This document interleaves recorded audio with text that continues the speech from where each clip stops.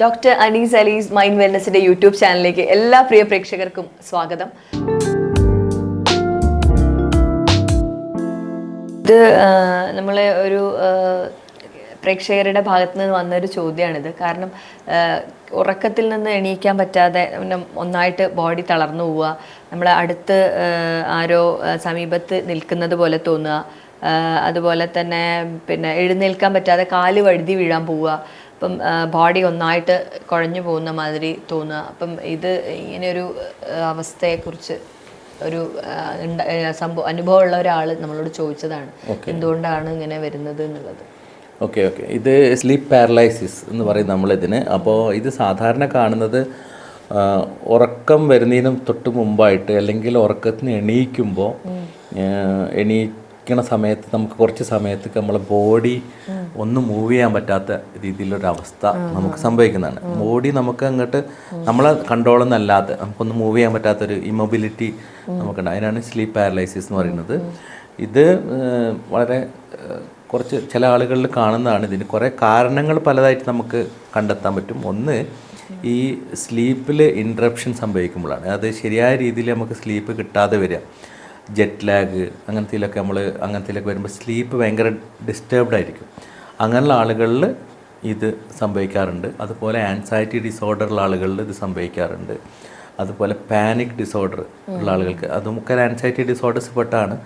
അങ്ങനെ ചെറിയ കാര്യങ്ങൾക്ക് സെൻസിറ്റീവായിട്ട് ബേജാറാവുന്ന ആളുകളിലൊക്കെ ഈ സംഭവങ്ങൾ സംഭവിക്കാറുണ്ട്. അതുപോലെ പോസ്റ്റ് ട്രോമാറ്റിക് സ്ട്രെസ് ഡിസോർഡർ നമ്മൾ പറയാം. ഈ എന്തെങ്കിലും ഒരു ഇൻസിഡൻറ്റ് ഉണ്ടായിക്കഴിഞ്ഞാൽ, എന്തെങ്കിലും ഇപ്പോൾ നമ്മളിപ്പോൾ വയനാട് ദുരന്തത്തെ പോലത്തെ അങ്ങനത്തെ ഉള്ള കലാപങ്ങളൊക്കെ ഉണ്ടായിക്കഴിഞ്ഞാൽ അതിൽ നമ്മളെ വേണ്ടപ്പെട്ടവരൊക്കെ വിട്ടുപോവുകയും അവർക്ക് നാശനഷ്ടങ്ങളൊക്കെ സംഭവിച്ചിട്ട് അതിൽ നമ്മൾ മാത്രം സർവൈവ് ചെയ്ത് വരികയൊക്കെ ചെയ്യുന്ന ആളുകൾക്ക് ആ സംഭവങ്ങളൊക്കെ ചില സമയത്ത് വീണ്ടും റീബോണ്ട് ചെയ്ത് തിരിച്ചു വരുന്നൊരവസ്ഥ. അപ്പോൾ അതിൽ നിന്നുള്ളൊരു ജെർക്കിങ് അങ്ങനെയൊക്കെ ഉണ്ടാകുന്ന ആൻസൈറ്റി ഉള്ള ആളുകൾക്കൊക്കെയാണ് ഇത് സാധാരണ കാണാറ്.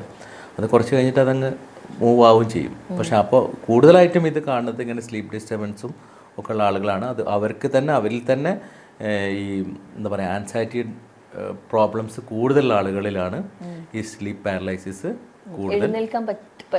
ഒന്നും ചെയ്യാൻ കഴിയില്ല. നമ്മളെ ടോട്ടലി ഒരു ഇമ്മൊബിലിറ്റി ഫീൽ ചെയ്യും. നമുക്ക് അങ്ങോട്ട് പൊന്തൂല്ല, ബോഡി തന്നെ പൊന്തൂല്ല, ഒന്നും ചെയ്യാൻ കഴിയില്ല.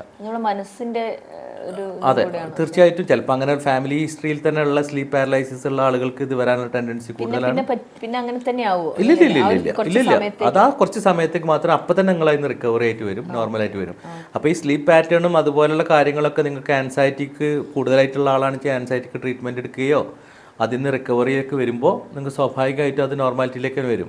ഇപ്പോൾ സപ്പോസ് നിങ്ങൾക്ക് ഫ്രീക്വൻ്റ് ആയിട്ട് ഇങ്ങനെ പ്രശ്നങ്ങൾ വന്നുകൊണ്ടിരിക്കുകയാണെന്നുവെച്ചെങ്കിൽ നിങ്ങളെ ആൻസൈറ്റി ലെവൽ കൂടുതലാണ്, അല്ലെങ്കിൽ എന്തെങ്കിലും നിങ്ങളെ തരത്തിൽ അലട്ടിക്കൊണ്ടിരിക്കുന്നത്, നിങ്ങളെ മനസ്സിനെ അലട്ടിക്കൊണ്ടിരിക്കുന്നത് എന്ന് വേണം നമ്മൾ കരുതാൻ.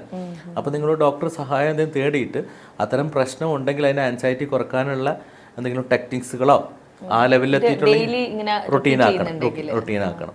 അപ്പോൾ അങ്ങനെ ചെയ്ത് കഴിഞ്ഞിട്ട് നമ്മൾ ആ സ്ലീപ്പ് പാറ്റേൺ കറക്റ്റ് ചെയ്യാം.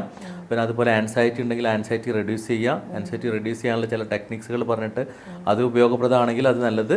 അതല്ല, അതിൽ നിൽക്കുന്നില്ല എന്നുണ്ടെങ്കിൽ ചിലപ്പോൾ ആൻസോലൈറ്റിക് ഏജൻസ് ആയിട്ടുള്ള ആൻസൈറ്റി റെഡ്യൂസ് ചെയ്യാനുള്ള ചില മെഡിസിൻസ് തരും.